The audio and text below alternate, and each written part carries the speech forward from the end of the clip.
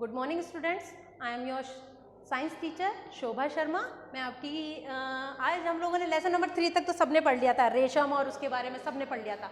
अब हम पढ़ेंगे लेसन नंबर 4, वस्तुओं के समूह बनाना।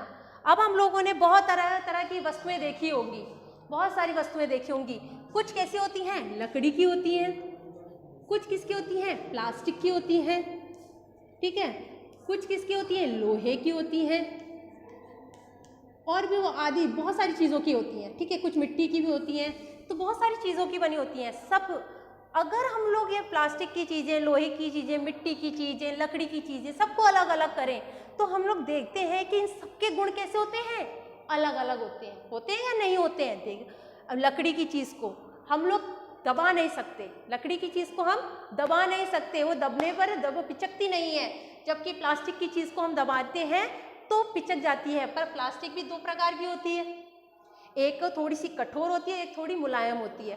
तो कठोर वाली को हम आसानी से नहीं दबा सकते हैं और प्लास्टिक जो मुलायम होती है उसको आसानी से दबा सकते हैं। लोहे की वस्तु को दबाया नहीं जा सकता है, ठीक है। मिट्टी की चीज़ को हम लोग थोड़ा दबाएंगे तो टूट के अलग अलग हो जाएगी। इस तरह से हम लोग वस्तुओं को अलग अलग समूह में विभक्त कर सकते हैं।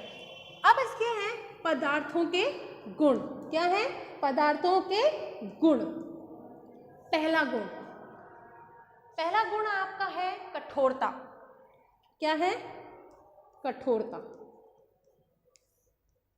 हम लोगों को पता है जितनी भी ठोस वस्तुएं होंगी, कौन सी वस्तुएं, ठोस वस्तुएं, वो कैसी होंगी, कठोर होंगी। कैसी होंगी, कठोर होंगी। जैसे हम लोगों ने क्लास 6 में भी आप लोगों ने क्लास 5 में ही बताया होगा आप लोगों को कि कठोर वस्तुओं के जो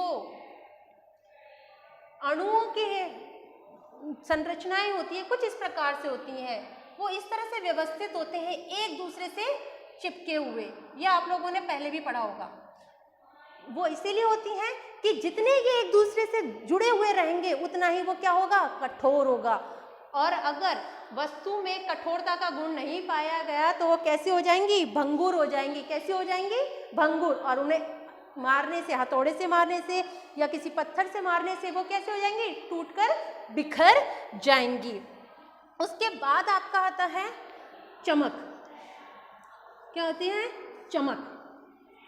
कुछ वस्तुएं तो क्या होती हैं, बहुत ज़्यादा चमकीली होती हैं। जैसे हम लोग चांदी लें, लोहा लें, लोहा में भी अगर आप लोग देखोगे शुरू में आता है तो बड़ा चमकीला होता है ना। स्टील लेते हैं, चमक होती है उसमें। आपका तांबा ले, उसमें भी चमक होती है। सोना लेते हैं, उसमें भी चमक होती है। पर एक समय आने पर कुछ वस्तुओं में शुरू में तो चमक होती है, पर कुछ समय पश्चात वो चमक क्या हो जाती है, धीरे धीरे खत्म हो जाती है। ये भी एक वस्तुओं का क्या होता है, गुण होता है। अब कुछ वस्तुएं कैसी होती हैं, विलेयशी। कैसी होती हैं, विलेय। कैसी होती हैं, विलेय। अगर कुछ वस्तुओं को हम लोग पानी में डाल देते हैं तो वो क्या हो जाएंगी, विलेयशील हो जाएंगी, यानी उसमें मिल जाएंगी। और कुछ वस्तुएं कैसी होती हैं, अविलेय। कैसी होती हैं, अविलेय। उनको कितना भी पानी में डाल दो वो कभी भी घुलती नहीं है। आज हम लोग सिर्फ वस्तुओं के ये 3 गुणों के बारे में पढ़ेंगे। आगे हम लोग और 3 गुण हैं उसके बारे में हम लोग नेक्स्ट वीडियो में पढ़ेंगे। Thank you.